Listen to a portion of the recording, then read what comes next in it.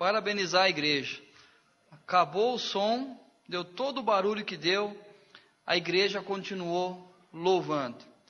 E as palavras do Lelo no começo do louvor, independente dos imprevistos, Deus é maior do que tudo. Com som ou sem som, Deus quer a nossa voz. Ele quer o nosso louvor. Achei que até eu cantava bem na hora que todo mundo foi, eu fui no embalo, falei, meu Deus, agora... Mas graças a Deus por isso. Abra sua Bíblia no Salmo 129.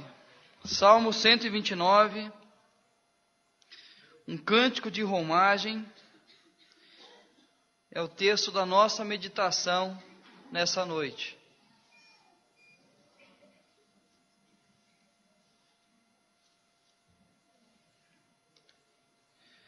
Vou pedir para alguém só diminuir esse ar aqui, senão eu não vou ter voz até o final.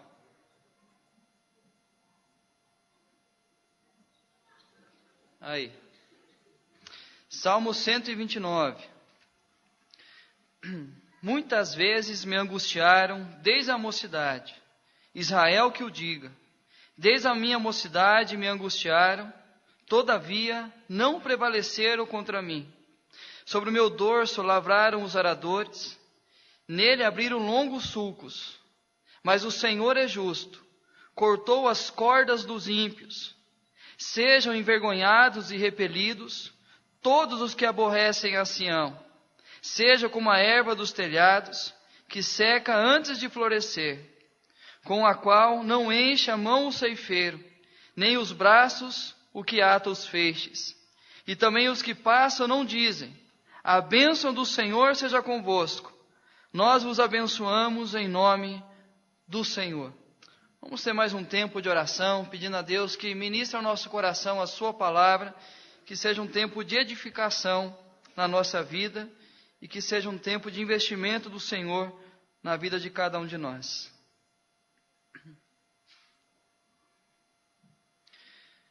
Pai, a tua igreja, Deus, aqui reunida nesta noite, na tua presença, louvando o teu nome, reconhecendo o favor do Senhor para com cada um de nós. Nós agradecemos a Deus as bênçãos derramadas, a Deus, sobre a nossa vida, sobre a nossa família. Agora é um tempo especial, Deus, de ouvir a palavra do Senhor.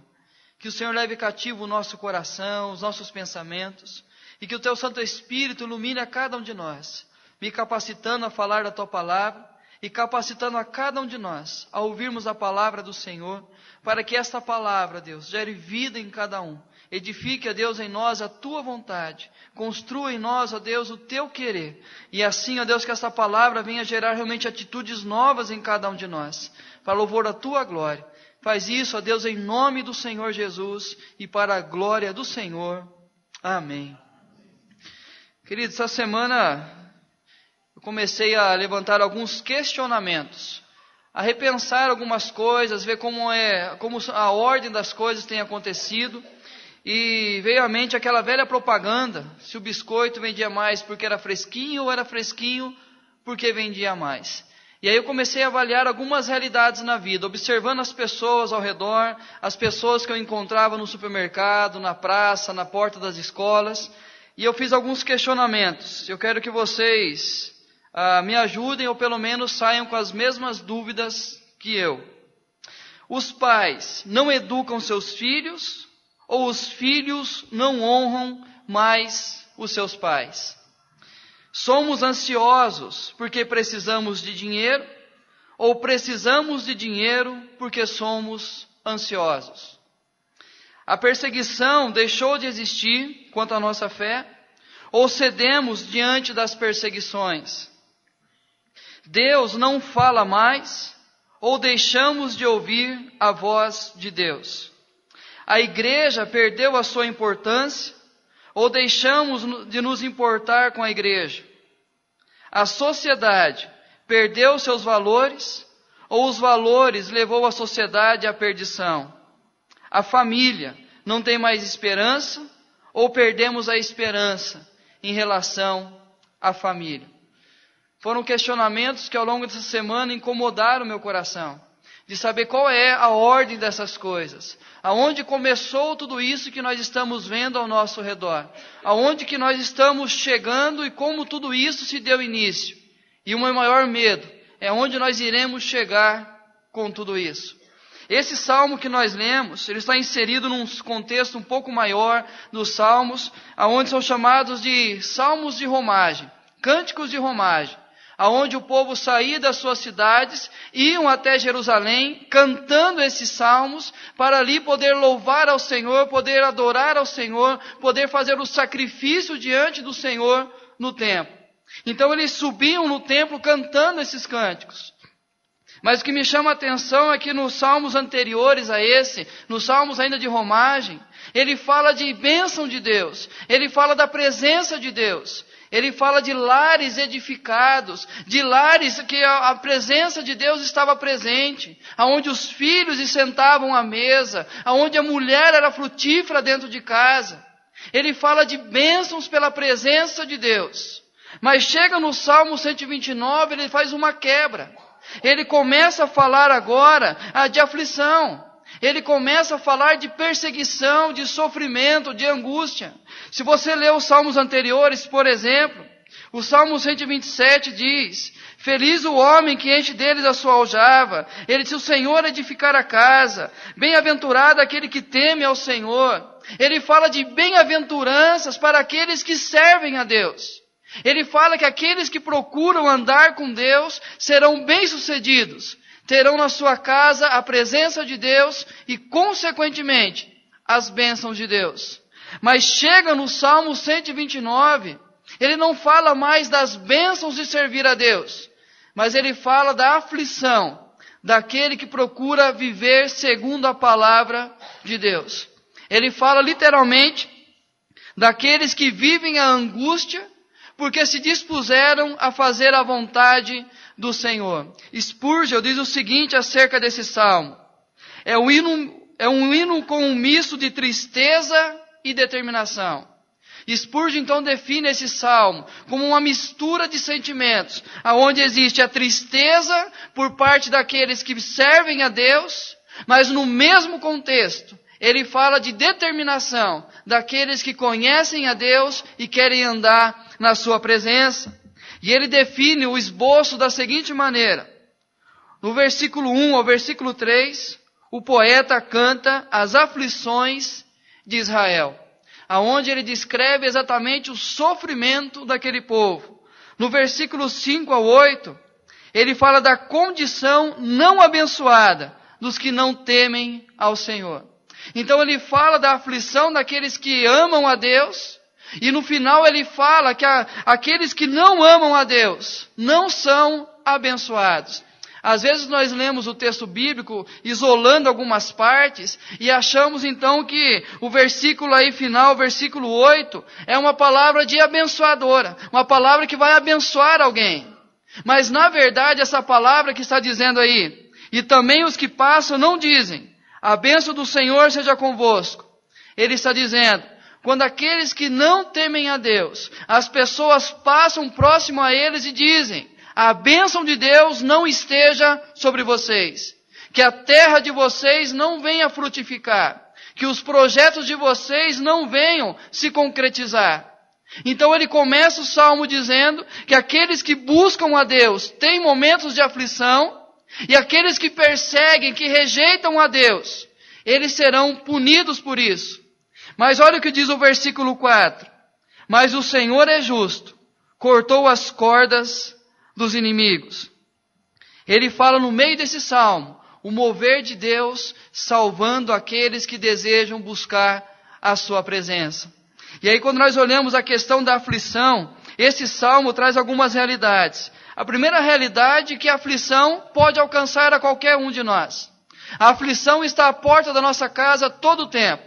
E também ele diz sobre a persistência daqueles que afligem. Olha como ele diz: muitas vezes me angustiaram desde a mocidade me angustiaram. Ele fala dessa persistência desde sempre. Desde a minha mocidade eu fui afligido. E ele fala isso relacionando ao povo de Israel, que desde o seu início foi afligido. Mas ele fala da frequência. Não era de vez em quando, mas muitas vezes nós fomos afligidos pelos nossos inimigos. E ele fala também da origem dessas aflições. Ele fala do inimigo que atacava Israel porque eles temiam o Senhor, porque os seus princípios eram diferentes. Ele fala de perseguição, de difamação e de zombaria. E queridos, eles também dizem aí a consequência na vida daqueles que afligem. Ou seja, daqueles que se opõem à vontade do Senhor, aqueles que se levantam contra aquilo que Deus quer fazer, aqueles que não acreditam no poder de Deus. Ele diz o seguinte acerca desses: vida de fracasso, porque eles afligiram todo o tempo, mas nunca prevaleceram contra Israel. E também eles falam da opressão: não serão abençoados aqueles que rejeitarem a palavra do Senhor. Aqueles que não se submeterem à autoridade de Deus, estes não serão abençoados. Mas também ele fala da consequência na vida daqueles que são afligidos. Ou seja, aqueles que se dispuseram a fazer a vontade do Senhor. Ele diz: o zelo do Senhor dando-lhes condições de perseverar. Mesmo diante da angústia, no final do versículo 2 ele diz: todavia não prevaleceram contra mim.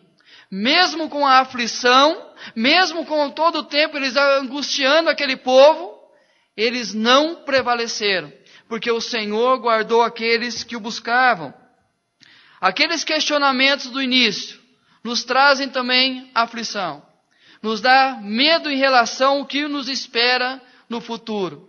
É claro que você teria respondido esses questionamentos de uma forma simples. Ah, pastor, as duas estão certas. As duas acontecem simultaneamente. As duas vão sempre estar presentes nessas situações que foram citadas. Mas quando nós olhamos o mundo hoje, nós nos deparamos com essa realidade. Pessoas que querem andar com Deus, pessoas que aceitam os ensinamentos de Deus, mas na mesma realidade, pessoas que se opõem àquilo que o Senhor fala na sua palavra. Pessoas que se levantam contra os projetos de Deus, contra aquilo que Deus está fazendo. Pessoas que zombam daqueles que querem andar de maneira fiel junto a Deus. E ele fala do abandono, o contexto de hoje é o abandono da fé. De duas maneiras. De uma forma mais objetiva, é aquele que se declara que não mais crê em Deus, não mais se submete à vontade do Senhor e deixa de frequentar uma igreja, deixa de buscar a presença de Deus, mas uma forma também subjetiva, aonde muitos estão mesmo frequentando a igreja, mesmo tendo o privilégio de ler a palavra e de ter um tempo de oração, já não acreditam mais no poder que Deus tem para mudar as coisas.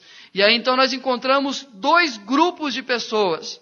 Aqueles que obedecem à palavra do Senhor e creem profundamente que Deus tem poder para mudar a situação. E mesmo na aflição, o Senhor me dá o socorro. E aqueles também que não obedecem, que eles zombam, que eles se opõem àquilo que Deus quer fazer. Queridos, diante dessas duas realidades, nós precisamos definir qual é o lado que nós estamos. Qual é o lado que você e eu estamos? O lado dos opressores, aqueles que questionam e rejeitam a palavra de Deus? Ou o lado dos oprimidos, aqueles que recebem e obedecem a palavra do Senhor? Obviamente, se desse a você o direito de responder a essa pergunta, nesse contexto cultico, você estaria dizendo: pastor, eu estou do lado daqueles que ouvem a palavra e obedecem. Porque eu rejeito o lado dos opressores. Eu estou do lado daqueles que amam a Deus. Mas antes de você responder precipitadamente a essa resposta, eu quero que você, de forma simples, chegue à conclusão do lado que você está. Primeiro é necessário uma autoavaliação. Uma autoavaliação. A olhar para si e responder com fidelidade a sua relação com a palavra de Deus. Qual tem sido a sua relação referente à palavra de Deus? Eu queria tanto chegar um domingo à noite e falar para os irmãos: irmãos, hoje eu não tenho palavra nenhuma, para falar a vocês. Eu sei que isso causaria espanto em muitos, ou talvez em todos, porque diria, mas como assim, pastor? Deus não falou nada. Sabe por que causaria espanto? Porque nós estamos acostumados apenas a ouvir a voz de Deus no domingo. E aí então essa relação nossa com a palavra, tendo uma autoavaliação, vai nos definir exatamente qual é o lado que nós estamos. No lado daqueles que ouvem a palavra e a obedecem, ou do lado daqueles que rejeitam a palavra do Senhor e não param para ouvir o que Deus tem a dizer. Mas uma segunda forma simples de você entender qual lado você está, é a constatação. É entender, olhar como a nossa família está vivendo. Qual é a realidade da nossa família? Uma constatação ao olhar para nós e para a nossa casa e entender como nós estamos vivendo, como nós estamos convivendo, como tem sido a realidade da nossa família inserida num contexto maior, como nós falamos há pouco. E também, queridos, a comparação. A comparação observando os frutos da nossa família referente a outras famílias. Olhando uma comparação breve, rápida, olhando para a nossa família que nós estamos querendo andar com Deus e famílias que não querem nada com Deus e começar a constatar os frutos, as semelhanças e as diferenças, para que nós possamos saber qual é o lado que nós estamos. Aqueles que são opressores, aqueles que estão rejeitando a palavra, ou aqueles que mesmo na aflição, mesmo sendo afligidos por isso, mas tomam a decisão de andar com Deus, de se submeter à vontade do Senhor. E qual é o posicionamento que nós devemos tomar na nossa vida? A decisão de perseverar na presença de Deus, ou a decisão de abandonar e colher os frutos deste abandono. A certeza que nós deveremos nos posicionar, ou tomar a posição de olhar a palavra do Senhor e receber essa palavra com disposição para obedecer, ou nós iremos tomar a decisão de abandonar e colher os frutos deste abandono. E queridos, é uma importante decisão para a nossa vida. É a decisão mais importante para nós e para a nossa família. Por quê? Porque aqueles que escolhem estar do lado daqueles que rejeitam a palavra do Senhor, uma vida sem frutos consistentes. Olha o que ele diz acerca daqueles que rejeitam a palavra de Deus. Diz assim, mas o Senhor é justo, cortou as cordas dos ímpios. Sejam envergonhados, repelidos, todos que aborrecem a Sião. Versículo 6, seja como a erva dos telhados, que seca antes de florescer. Aqueles que rejeitam a palavra do Senhor, aqueles que se opõem ao que Deus quer da sua vida, o fruto dessa vida é comparado a uma planta que nasce no telhado, aonde não tem solo, aonde não tem duração, aonde qualquer vento que vier vai lançar fora. Ou seja, é um fruto sem solidez nenhuma. Mas aqueles que escolhem andar com Deus, é a bênção constante de Deus na sua vida. Deus é justo, o Senhor é justo. Aqueles que escolhem andar na presença do Senhor, ouvindo a sua palavra e obedecendo, é a certeza da bênção derramada na sua vida. Mas queridos, antes de nós continuarmos esta mensagem, é preciso você se posicionar diante de Deus. É preciso você falar com Deus nesse instante, dizendo a Ele qual é o lado que você deseja estar. Qual é a posição que você vai tomar. Sabendo que isso vai influenciar na sua vida, influenciar na vida da sua família e, consequentemente, na vida de todas as pessoas que estão ao seu redor. Vamos ter um tempo de reflexão e um tempo de oração, para ver qual é o lugar que nós estamos ocupando. Lembrando, uma autoavaliação, uma constatação e uma comparação. Olha para si, olha para a sua família e veja qual é o lado que você quer escolher estar. O lado daqueles que amam a Deus ou o lado daqueles que rejeitam a palavra de Deus.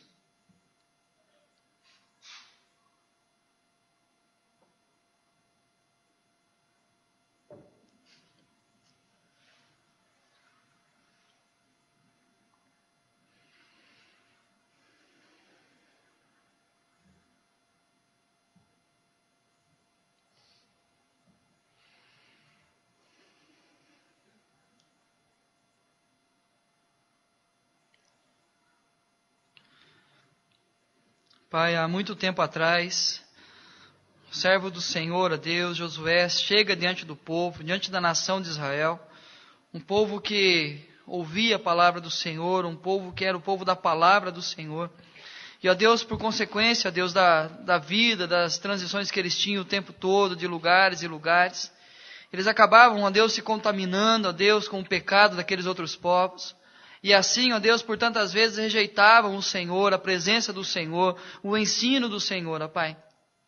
Mas quando o Senhor concedeu a eles a terra prometida, ó Pai, Josué chama aquele povo, ó Deus, para uma conversa bem próxima, ó Deus, e começa a jogar a eles alguns argumentos, ó Pai, sobre aquilo que era andar com o Senhor, aquilo que era abandonar o Senhor, ó Deus.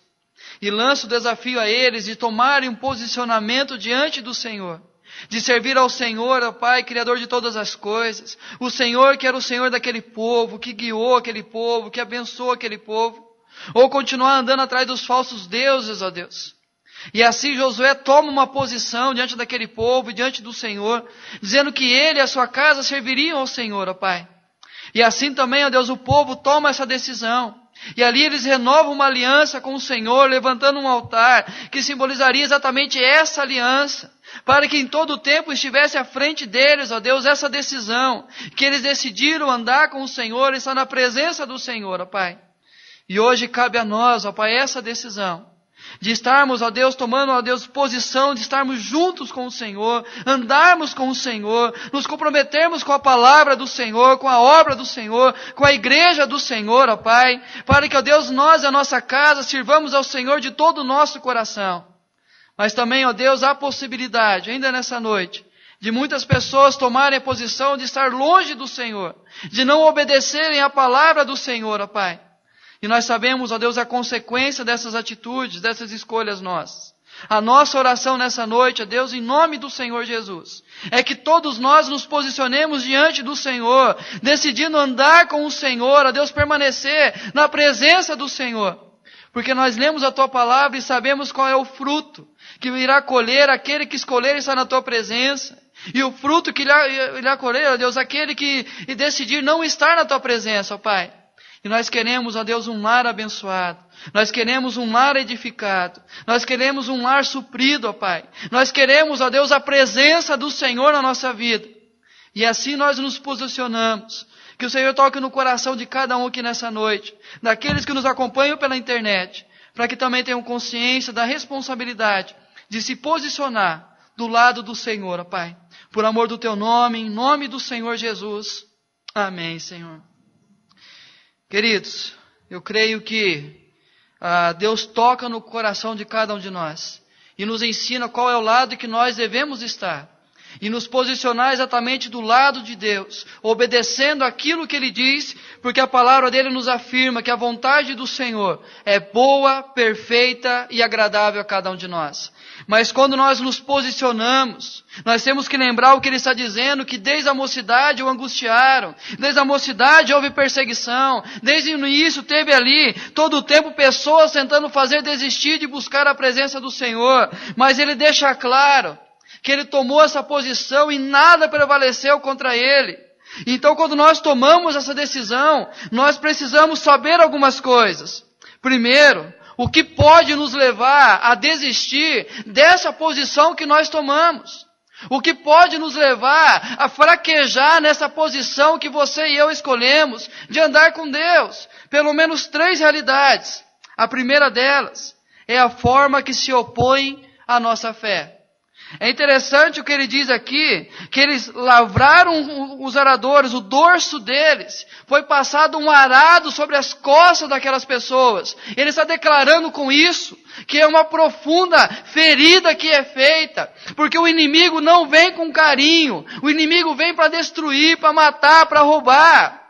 E aí quando nós entendemos então, com aquilo que se opõe à nossa fé, nós não iremos, queridos, a estar desatentos para o ataque do inimigo. Então eu preciso, para que eu não desista desse caminho que eu escolhi, eu preciso primeiro entender a forma que se opõe à nossa fé. Aquilo que você se posiciona, o mundo está o oposto disso. A sociedade é o oposto de tudo isso. Então a nossa fé se torna questionável. Aquilo que nós cremos começa a zombar de nós. Hoje pela manhã, alguém me disse o seguinte, que alguém que ele evangeliza há 4 anos, ora por essa pessoa chega para ele e fala o seguinte, olha, ainda bem que não é só crente que tem no mundo, porque quando tem um churrasco, alguém leva uma cervejinha daí. Ou seja, queridos, quando nós decidimos andar com Deus, as pessoas vêm tentar nos tirar do caminho de Deus. Isso no trabalho, isso na faculdade, isso no colégio, em todos os lugares. O que as pessoas tentam fazer é se opor à nossa fé. Mas também, queridos, a forma que fortalecemos e definimos a nossa fé. Então a maneira que você vai definir a sua fé e fortalecer a sua fé, vai mostrar que você pode ou não desistir desse caminho. O problema, como eu disse no começo aqui, é que nós tentamos fortalecer a nossa fé apenas no domingo à noite, apenas em um momento ou outro da nossa vida. E ao longo da nossa caminhada, nós não queremos buscar a maturidade, o crescimento. Isso significa que nós estamos plantando no telhado. Nós estamos plantando onde o solo não é firme o suficiente para segurar, para proteger e assim dar o fruto necessário. É preciso nos posicionar diante de Deus, mas buscar a maturidade, buscar o crescimento espiritual. Mas também nós podemos desistir por causa da forma que enfrentamos o mal. A forma que nós enfrentamos o mal. Queridos, nós temos brincado demais com o perigo. Nós temos brincado demais achando que nós somos fortes demais. E nós começamos a abrir algumas brechas. Nós permitimos que algumas coisas entrem na nossa vida, entrem na nossa casa. E quantas vezes nós falamos, por exemplo, o que tem de mais? Eu vou naquele lugar, mas eu não faço nada errado. E aí então aquilo começa a nos conduzir a se acostumar com o pecado. E cada vez mais vai minando a nossa vida, e quanto nós menos esperamos, a casa cai. Queridos, como nós estamos enfrentando o mal? Eu preciso ter discernimento com aquilo que está atacando a minha família, a minha vida. E eu preciso ter o enfrentamento. Eu não posso aceitar as coisas de braços cruzados. Eu não posso aceitar que a minha família se perca e eu não faça nada para que ela seja salva. Então, dessas maneiras, nós podemos desistir da posição que nós tomamos hoje. Mas também, queridos, nós temos que saber o que nos leva à perseverança. Ele diz aqui, não prevaleceram contra mim. Não é o fato que ele conseguiu perseverar nesse tempo todo. O que aconteceu não é porque ele é forte o suficiente. Mas esse salmista, ele tem a plena consciência que Deus estava o tempo todo guiando o seu povo. E é por isso que houve perseverança. E a perseverança dele estava na declaração do versículo 4. Mas o Senhor é justo e cortou as cordas dos ímpios. Tem uma versão da Bíblia, a Mensagem, que ele traz uma maneira interessante essa declaração. Quando ele fala, cortou as cordas dos ímpios. Ele diz, o Senhor é justo, tirou as armas das mãos deles. Tirou toda a arma que eles estavam apontando para nós. Tudo aquilo que ele levantava contra nós, o Senhor veio e derrubou todo o projeto que eles tinham para destruir a nação de Israel. Se você já teve o privilégio de ler o Antigo Testamento, você vai encontrar essa realidade, aonde o inimigo se levantava contra a nação de Israel e de forma surpreendente, aquele inimigo caía, era derrotado. Não importava o poder que aquele povo tinha nas mãos, não importava o tamanho do exército, Deus concedia vitória ao seu povo. Por quê? Porque Deus tirava as armas das mãos dos inimigos. E aí, queridos, essa declaração, que o Senhor é justo e tira qualquer artimanha do inimigo contra a minha vida, é o que nos faz prevalecer. Somente isso nos fará prevalecer na presença de Deus. E aí quando nós entendemos isso, Deus honra a sua palavra. Deus, aquilo que Ele promete na sua palavra, Ele vai cumprir. Aquilo que o Senhor fala da nossa família, da nossa vida, aquilo que Ele diz a respeito daqueles que andam, que decidem andar com Ele, vai se cumprir. Queridos, independente se o inimigo está à porta, independente se eles querem nos destruir, a palavra do Senhor vai se cumprir. Mas também, queridos, Deus age em favor dos seus. Quantas vezes nós encontramos na palavra de Deus a seguinte expressão: a peleja não é sua, a peleja é minha. Deus falando ao povo de Israel: não são vocês que irão lutar, vocês não sairão ao combate, mas esse combate agora é meu, porque eles se levantaram contra vocês, mas vocês pertencem a mim, e a consequência é que eles se levantaram contra mim, e a reação é: eu vou me levantar contra eles. Então Deus vai proteger aqueles que andam na sua presença. Deus vai acolher aqueles que decidirem estar na sua presença. A família que se posiciona em andar com Deus, é Deus que vai proteger essa família. Deus será o Senhor dessa família. E nada vai tocar. Porque a palavra do Senhor nos diz: aqueles que são de Deus, o inimigo não toca. Não toca, porque é o Senhor quem protege. E é por isso que ele diz: apesar de toda aflição, de toda angústia, ele declara: todavia não prevaleceram contra mim. O que nos dará perseverança é saber que Deus honra a sua palavra, que Deus age em favor dos seus, e é Deus que fortalece as mãos daqueles que o buscam. Quando você olha a história de Neemias, um homem que se dispôs a fazer a vontade do Senhor, de reconstruir uma cidade toda, reconstruindo um muro daquela cidade. E quando ele começa a reconstruir aquele muro, os inimigos se levantam e querem destruir. E ao longo do livro você vai encontrar a seguinte expressão de Neemias: Senhor, fortalece as minhas mãos. Senhor, fortalece as nossas mãos. Senhor, nos dê ânimo diante do inimigo. E assim o muro todo se fechou. Queridos, quem fortalece as nossas mãos é Deus. Mas o grande problema é que nós não perseveramos, porque nós começamos a depositar a nossa confiança em outras coisas. Nós recorremos aos bens materiais, nós recorremos a outras pessoas, nós recorremos à nossa sabedoria, aos nossos contatos, e esquecemos que é Deus que nos protege, que é Deus que honra a sua palavra, e a boa mão de Deus está sobre todos aqueles que o buscam. E também, queridos, nós precisamos saber o que nos leva a acreditar que isso é possível. Talvez você esteja questionando algumas realidades daquilo que a palavra de Deus fala a seu respeito. Aquilo que a palavra do Senhor diz sobre aqueles que se opõem a ela e aqueles que a obedecem. Mas nós precisamos saber o que nos leva a acreditar que isso é possível. Primeira coisa: a fidelidade de Deus. A fidelidade como atributo de Deus, como parte integrante do caráter de Deus. Paulo, ao escrever a Timóteo, ele diz: Timóteo, ainda que nós sejamos infiéis, Deus permanece fiel, porque não pode negar a si mesmo. Queridos, a fidelidade do Senhor é algo que nós não podemos esquecer. Deus é quem nos faz permanecer na presença dEle.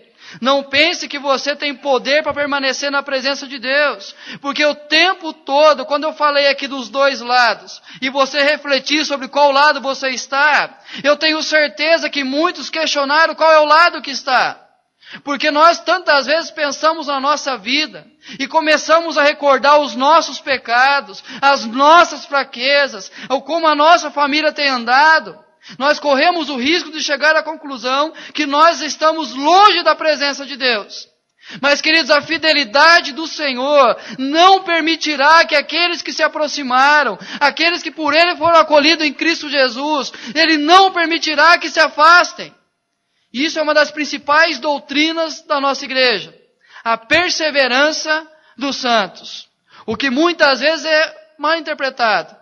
Porque nós achamos que perseverança dos santos se resume: eu perseverando diante de Deus, eu ao longo da minha vida perseverando com o meu próprio esforço em fazer a vontade do Senhor. Mas não é isso que ensina essa doutrina. Essa doutrina ensina pelo menos 3 coisas.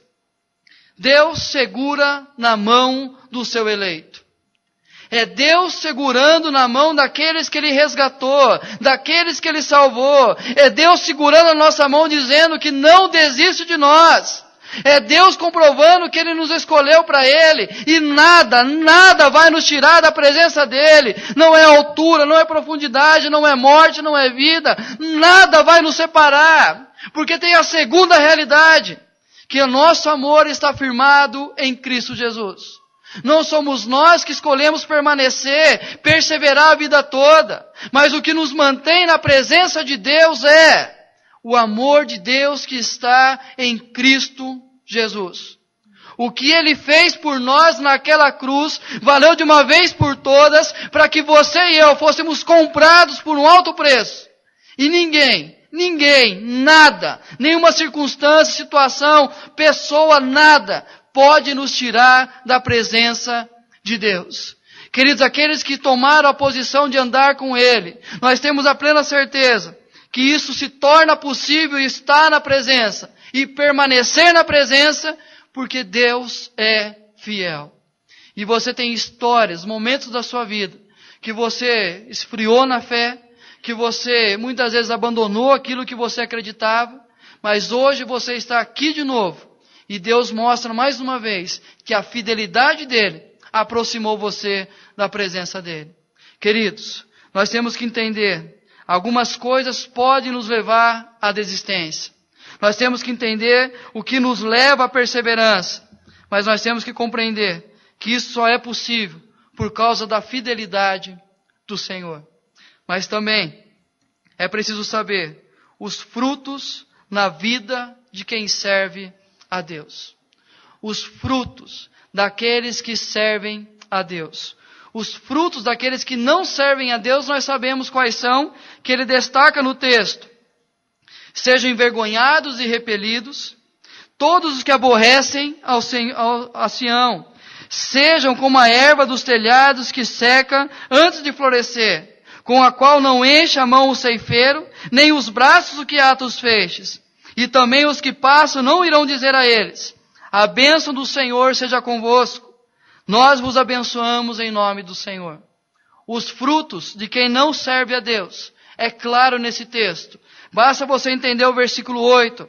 A bênção do Senhor não tem nem como declarar sobre eles a bênção de Deus. Já que eles não temem ao Senhor, como declarar a bênção sobre eles? No Salmo 128 diz assim: bem-aventurado aquele que teme ao Senhor e anda nos seus caminhos. E no versículo 4 diz: eis como será abençoado o homem que teme ao Senhor. Ele fala de bem-aventurança, de felicidade. Mas ele termina dizendo também da bênção de Deus sobre a vida desse homem. Felicidade e bênção. Mas entre isso ele vai declarar: aquele que teme ao Senhor. Queridos, comece a ler a palavra de Deus vendo o contrário dela. E aí você vai entender. Infeliz é aquele homem que não teme ao Senhor. Não será abençoado aquele homem que não teme ao Senhor. Não terá dentro da sua casa a sua esposa frutífera e os seus filhos sentados ao redor da mesa. E aí você vai entender a diferença daquele que ama a Deus, daquele que busca a presença de Deus, daquele que não quer nada com Deus. Mas quais são os frutos daqueles que escolhem andar com Deus?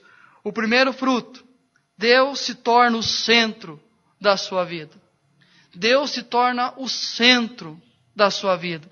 Queridos, a nossa família será colocada diante do Senhor, e a nossa casa terá a presença de Deus. Muitas pessoas querem apenas as bênçãos, querem apenas os milagres, mas esquecem que o maior privilégio que nós podemos e devemos ter em casa é a presença de Deus. Esse é o maior fruto que nós podemos ter na nossa vida, a presença de Deus. Mas Deus é gracioso. Ele garante mais 3 frutos para aqueles que procuram servir com integridade. A primeira delas aí: Ele supre todas as nossas necessidades e carências. Deus supre todas as nossas necessidades e as nossas carências. Mateus 6, 25 ao 33, que fala sobre o quê? Não andeis ansiosos de coisa alguma. Veste, bebida, comida, nada. Não andem ansiosos. Por quê? Porque o vosso Pai Celeste sabe que necessitais de todas elas. Para que isso se torne realidade na nossa vida, o que nós precisamos fazer? Buscai, pois, em primeiro lugar, a sua justiça, o seu reino, ou seja, a sua vontade e praticar a sua vontade. E as demais coisas vos serão acrescentadas. Andar na presença de Deus é a certeza que nosso lar será suprido. Olha o que diz aí o Salmo 127. Inútil vos será levantar de madrugada, repousar tarde, comer o pão que penosamente granjeastes. Aos seus amados Ele o dá enquanto dormem. Enquanto nós estamos dormindo, Deus está nos preparando o pão de amanhã. Não é para você dormir o tempo todo para que Deus abençoe. Só para você entender o que o salmista está dizendo, quando você começa a ler a Bíblia, diz: houve tarde e manhã, primeiro dia. Tarde e manhã, segundo dia. Não é a ordem que nós conhecemos. Nós sabemos, manhã, tarde e noite, encerrou o dia. Manhã, tarde e noite, encerrou mais um dia. Mas para o judeu, ele escreve dessa maneira pelo seguinte, que ele sabia enquanto ele se colocava para dormir, Deus já estava preparando o seu dia seguinte. Deus já estava abrindo a porta que era necessária para abençoar a sua vida, para abençoar a sua família. É por isso que diz que o choro pode durar a noite toda, mas a alegria vem pela manhã. É a certeza que enquanto nós estamos repousando tranquilamente, porque nós temos Deus na nossa vida, o Senhor já está preparando todas as coisas para o dia de amanhã. E o próprio Cristo nos ensina. Por que andar ansioso quanto ao dia de amanhã? Basta cada dia o seu próprio mal. Descanse, durma tranquilo, repouse seguro, porque Deus estará trabalhando. Deus estará preparando aquilo que você realmente precisa. Mas também, queridos, os frutos da vida de quem serve a Deus corresponde às nossas expectativas. O Salmo 5, versículo 3, ele fala o seguinte: de manhã ergo a minha voz, de manhã lhe apresento a minha oração, e fico esperando. E fico esperando. Querido, que maior resposta na nossa oração e atitude nossa do que essa? Você pela manhã apresentar a sua causa diante de Deus, esperar no Senhor ao longo do dia, na certeza que Deus irá responder a sua oração, ter expectativa a partir daquilo que nós falamos com Deus. Essa é a realidade de quem serve a Deus, tem expectativas maiores e melhores todos os dias. Basta você olhar o mundo ao seu redor, as pessoas que não temem a Deus, como não têm propósitos, como levantam todo dia de manhã sem expectativa alguma. E aí você vai ver como as pessoas andam reclamando de tudo ao seu redor. Como as pessoas já estão esgotadas por aquilo que está vivendo no seu dia a dia. Mas aquele que serve a Deus, ele cria expectativas, porque ele sabe que Deus está no comando. E eles cantavam esse salmo, subindo para adorar ao Senhor, lembrando das suas aflições, mas com expectativa de chegar ao templo e adorar ao Senhor. Porque Deus respondia cada uma das suas expectativas. Mas também investe constantemente na nossa vida. O fruto de quem serve a Deus, saiba que Deus investirá na sua vida todos os dias. É isso que Paulo fala aos Filipenses no capítulo 1, versículo 6. Que aquele que começou a boa obra em vós, ele há de completá-la até o dia de Cristo Jesus. Aqueles que servem a Deus, queridos, e estão em plena construção, Deus construindo em nós as suas realidades, construindo em nós aquilo que Ele deseja que nós sejamos, é Deus investindo na nossa vida. Já parou para pensar nisso? O que é Deus? Investir, o próprio Deus, investir na sua vida e na sua história. Concluindo, abençoada seja a sua família. Aqueles que não servem a Deus, não há como você olhar para eles e dizer: a bênção de Deus seja convosco. Nós vos abençoamos em nome do Senhor. Mas se você e a sua família servem a Deus, nós podemos falar com tranquilidade para você: a sua família seja abençoada. A sua família seja abençoada. Nós vos abençoamos em nome do Senhor. Olha que coisa para a gente guardar no nosso coração. Nós decidimos servir a Deus. E quando alguém olhar para nós e falar: a bênção de Deus e seja sobre você, você pode responder tranquilamente: amém. Que assim seja, porque a palavra do Senhor promete: eu obedeço, a bênção de Deus está sobre a minha vida. Eu quero convidar você mais uma vez, se colocar em pé, e nós iremos falar com esse Deus. Falar com esse Deus que nós escolhemos andar com Ele, porque Ele nos escolheu primeiro em Cristo Jesus. Agora cabe a nós decidirmos nos posicionar ao lado dEle, e assim recebermos da sua bênção. Fale com Deus, vamos todos colocar em pé. Em seguida nós iremos orar e cantar mais um hino que declara exatamente isso: quero o Salvador comigo, sempre ao seu lado quero andar, quero tê-lo muito perto, no seu braço descansar. Vamos orar? Pai, nós bendizemos o teu nome. Nós, ó Deus, nos alegramos diante da palavra do Senhor, porque ela nos alerta, ó Deus, este amor do Senhor para com cada um de nós. Esse desejo que o Senhor tem de se fazer presente na nossa vida. E nós queremos nos posicionar diante do Senhor, para andar o tempo todo com o Senhor, ó Pai, e desfrutar das tuas realidades na nossa vida. Nós cremos, ó Deus, que quando nos posicionamos diante do Senhor, nós podemos declarar: a bênção do Senhor está conosco. Sejamos abençoados em nome do Senhor. E é isso que nós queremos para nós, para a nossa família, para aquelas pessoas, ó Deus, que nós temos falado do amor do Senhor. Faz isso, ó Deus. Nos ensina, ó Pai, a perseverar diante do Senhor. Nos capacite, ó Deus, a ter essa consciência que o Senhor não desiste de nós. E a tua mão se apegou a nós e nada fará com que o Senhor solte a nossa mão. Louvado seja o teu nome e abençoada seja a nossa família, em nome do Senhor Jesus. Amém, Senhor. Quero o Salvador comigo, ao seu lado sempre andar. Quero tê-lo muito perto, no seu braço descansar. Confiando no Senhor, protegido em seu amor, seguirei o meu caminho sem tristeza e sem temor. Vamos louvar esse Deus com o hino 109.